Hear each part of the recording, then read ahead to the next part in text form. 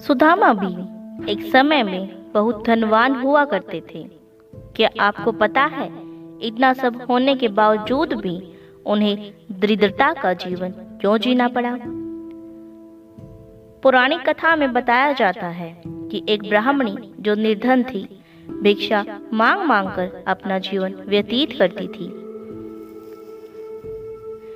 एक समय ऐसा भी आया कि 5 दिनों तक उसे भिक्षा में कुछ नहीं मिला।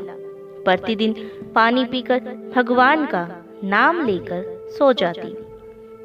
कहती कि मुझे पता है कि तुम मेरे साथ हो। 6वें दिन जब भिक्षा के लिए वो निकलती हैं तो उन्हें भिक्षा में 2 मुट्ठी चने मिल जाते हैं। उन्हें लेकर खुशी खुशी कुटिया की ओर रवाना होती।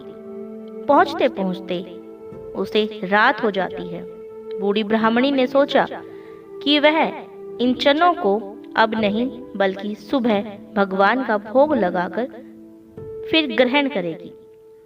भगवान का नाम जपते जपते चनों को एक पोटली में बांधकर कुटिया में कहीं टंगा देती है और सो जाती है।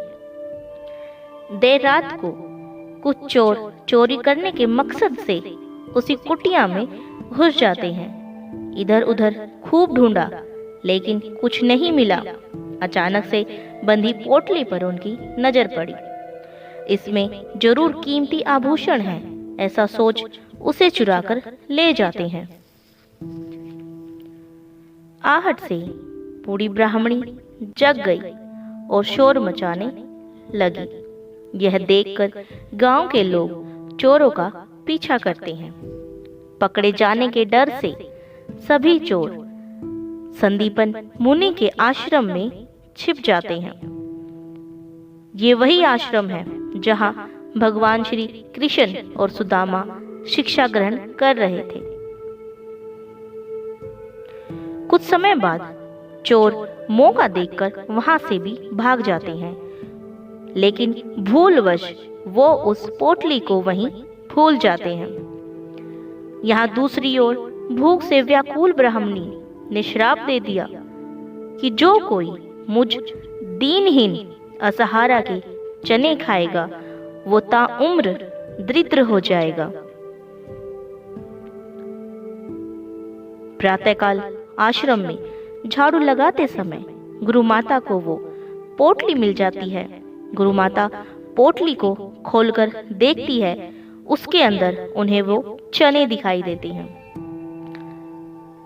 कृष्ण भगवान और सुदामा जंगल से लकड़ी लाने के लिए निकल रहे थे कि गुरु माता ने वो पोटली सुदामा को दी और कहा कि भूख लगने पर दोनों मिल बांट कर खा लेना।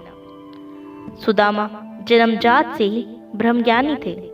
पोटली को हाथ में लेते ही उन्हें पोटली के पीछे का सारा रहस्य मालूम हो गया। सुदामा ने सोचा कि गुरु माता ने कहा है कि यह चने हम दोनों को बराबर बांट कर खाने हैं। अगर ये चने श्री कृष्ण भगवान को खिला दिए तो सारी सृष्टि दरिद्र हो जाएगी। नहीं, मेरे जीवित रहते मेरे प्रभु दरिद्र हो जाएं, ऐसा कदापि नहीं होने दो। इसी बात के डर से सुदामा छिपकर सारे चने स्वयं खा जाते हैं और दरिद्रता का श्राप सुदामा स्वयं पर ले लेते हैं। ऐसे निभाई सुदामा ने अपने दोस्ती और स्वयं बन गए दरिद्र यानी कि गरीब।